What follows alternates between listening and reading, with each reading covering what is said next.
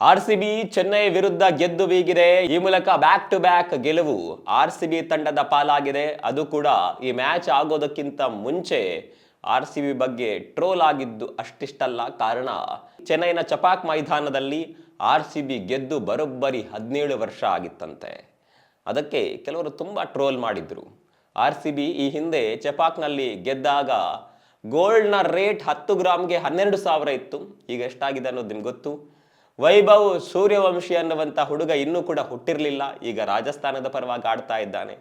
ಗಿಲ್ ಗುಜರಾತ್ ಟೈಟನ್ಸ್ನ ನಾಯಕ, ಕೇವಲ 6 ವರ್ಷದ ಹುಡುಗನಾಗಿದ್ದ. ಹೀಗೆ ತರಹೇವಾರಿ ಟ್ರೋಲ್ಗಳನ್ನು ಚೆನ್ನೈ ತಂಡದ ಅಭಿಮಾನಿಗಳು ಗೊತ್ತಿಲ್ಲ ಮಾಡ್ತಾ ಇದ್ರು. ಆದರೆ ಈ ಎಲ್ಲ ಟ್ರೋಲ್ಗಳಿಗೆ ನಿನ್ನೆ ಆರ್ಸಿಬಿ ಉತ್ತರ ಕೊಟ್ಟಿದೆ. ಇದು ಆರ್ಸಿಬಿಯ ಖಂಡಿತವಾಗಿಯೂ ಹೊಸ ಅಧ್ಯಾಯ.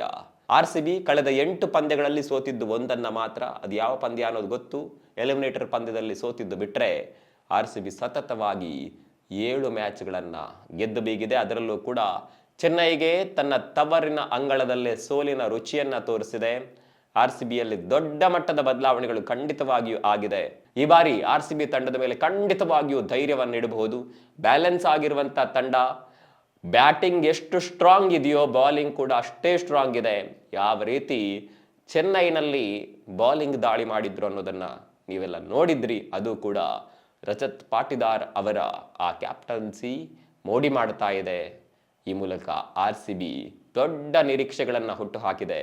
ಅದರಲ್ಲೂ ಚೆನ್ನೈ ವಿರುದ್ಧದ ಗೆಲುವು ಆರ್ಸಿಬಿ ಅಭಿಮಾನಿಗಳಲ್ಲಿ ಸಂತಸವನ್ನ ಮೂಡಿಸಿದೆ. ಇದೇ ರೀತಿ ಗೆಲುವಿನ ಚೈತ್ರಯಾತ್ರೆ ಮುಂದುವರೆದರೆ ಖಂಡಿತವಾಗಿಯೂ ಈ ಬಾರಿ ಆರ್ಸಿಬಿ ಇತಿಹಾಸವನ್ನ ಸೃಷ್ಟಿಸೋದ್ರಲ್ಲಿ ಅನುಮಾನ ಬೇಡ. ನಿಮ್ಗೆ ಏನನ್ಸುತ್ತೆ ಕಾಮೆಂಟ್ ಮಾಡಿ.